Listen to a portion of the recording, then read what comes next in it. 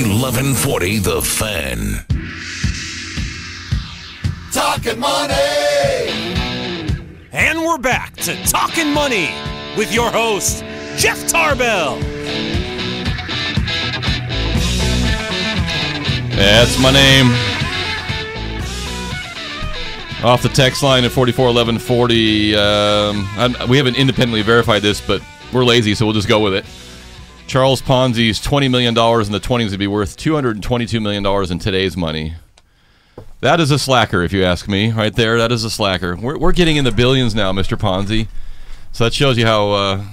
So a quarter billion dollars. He doesn't even rank in the top 100 of thieves in today's world. He wouldn't even make those American Greed shows on CNN. I know. Yeah. I know. We have to rename it the Stanford scam or something, or the Madoff scam. I am no longer using the word Ponzi scam ever again. That guy was a slacker.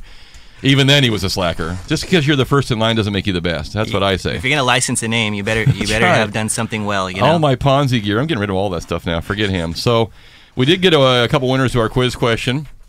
So as I read a little better, I'm not a good reader and talker at the same time.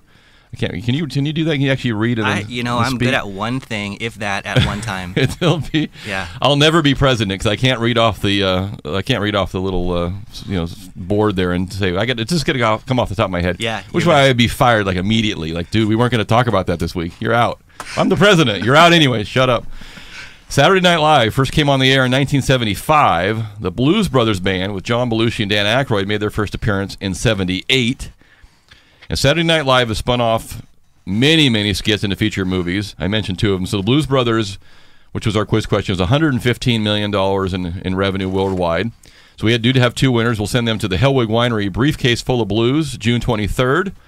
Gates open at 6:30. Concert starts at 8. Check it out. They do have some seats left open. If you haven't been up to the Hellwig, it's a great, great outdoor event. And you can have some wine, and there's just all kinds of things going on there. So it is really a beautiful location. So that is at the hellwigwinery.com, and that's HELWIG, hellwigwinery.com. So thank you to Hellwig for giving us a few tickets to give away. We appreciate that very much. So on my list, let me see if you guys recognize any of these other names of these movies. So the number one was Wayne's World. That's the original Wayne's World, by the way. $183 million for a $20 million movie. That's a huge return. There wasn't a lot of special effects in the original Wayne's World, if you remember that movie. There was a mullet wig, I think. That was the special effect budget. That might not even have been a special effect. You might have just thrown that out. There was like a drive-through and then Alice Cooper, and that was basically it. And the Gremlin car. That was, I take that away from the movie. Yeah, so they didn't make a... So let's see, which is the next on the list here? So Wayne's World 2, is that the next one? Yeah, Wayne's World 2, which cost $40 million and made $48 million. That was not a good return. So that was basically the actor saying, "Hey, look, we want some of our money back."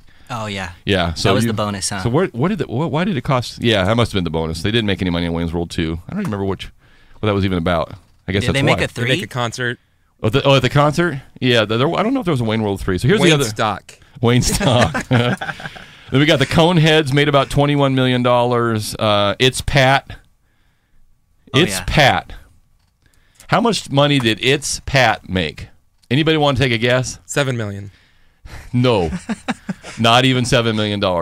This is a true. Are we in the thousands? They don't even say how much it cost to make because they probably did it like on. They were like loaded with. And they just made it with a home movie camera. It made $60,000. Okay, I could go home right now and make a movie on my iMac and make more than $60,000. I'm fairly certain of it. I'm pretty sure of that. I'm fairly certain of it.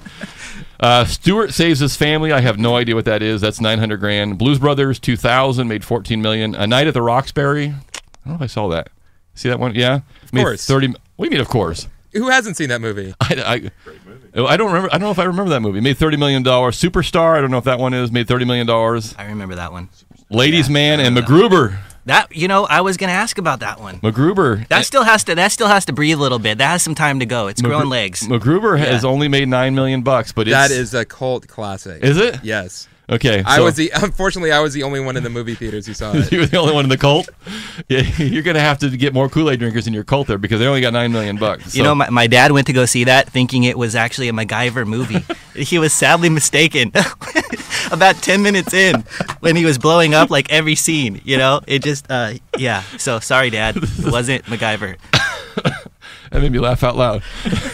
Where's this cool little pocket watch he turns into? This isn't MacGyver. Wait, just stay tuned, Dad. It'll happen.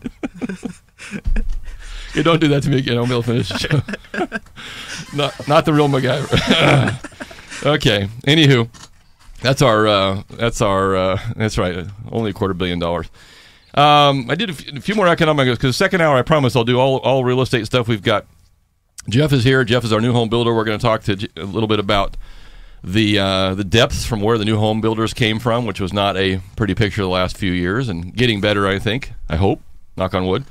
I did see this survey came out, and tell me where you fall into this category.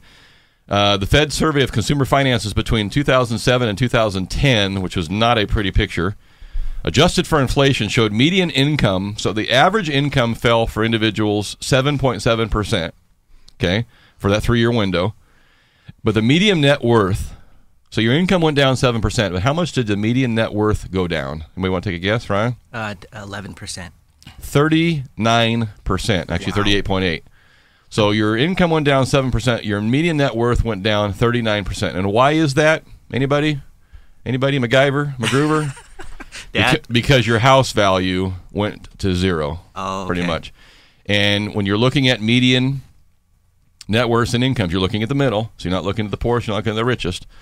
And the greatest source of net worth for those in the middle is their home. So their income went down a little bit, 7.7%. That's not good, but almost a 40% decline in net worth. So all the equity that we had in our houses was soaked up, in that 3-year window. Yeah. And the top 10% actually saw their net worth go up 1.8%, which may have been a climb in the market or some other things, because they tend to have assets distributed to other places, or their income goes up. So your income went down 7%. And their net worth went down almost 40%. So that's a pretty big decline. And I've always believed that, when is our economy going to start picking back up, doing things, when people start feeling better about themselves in terms of their job stability? Well, I think we're starting to see that. But when you look at your net worth, and when you had a house that you owed 2 and worth 4, well, people were using that equity for things, obviously, and we're paying the price for that now. But you just have that feeling of wealth. I just feel better about myself. Yeah, my 401k is kind of stinking along. It's doing its thing. But, I've got this $250,000 in, equity in my house. And you feel better about yourself. You'll do things. And you look back and you say, oh, boy, my house is worth what I owe. Yeah. My income's down 7%. And I'm not even sure my boss is an idiot. And second of all, I'm not sure he's going to keep this place running. There's just a totally different mindset there. Yeah.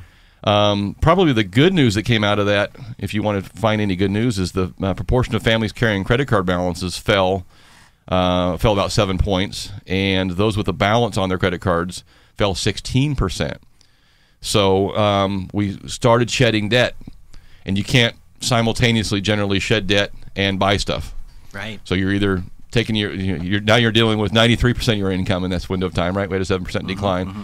And you're taking that and you're paying stuff off. Mm-hmm. And so you get this combination of either putting money in the bank or shedding debt, and that doesn't spur on any economic activity at all. Not at all. Probably puts you in a better financial position at some point. Yeah. But doesn't help our economy grow. Are we getting ready to spend? Is that what's going on here? Well, I think if you look at, I don't know if I had this last week, you look at new car sales, mm-hmm. and new car sales are off the chart going up. And you look at the hours spent in manufacturing a vehicle right now in the United States, mm-hmm. and the people that are in that business still are working double-time shifts, because the reality is that your car is going to do what it wants to do after 150,000 miles, and that means it's going to crap out. Right. And you're going to have to do something. So we're starting to see that as well. And we got a full second hour of fun and frivolity and all kinds of stuff. This is Talkin Money. We'll be right back. Hold on. And Mr. Ponzi, I'm done with him. We'll be back.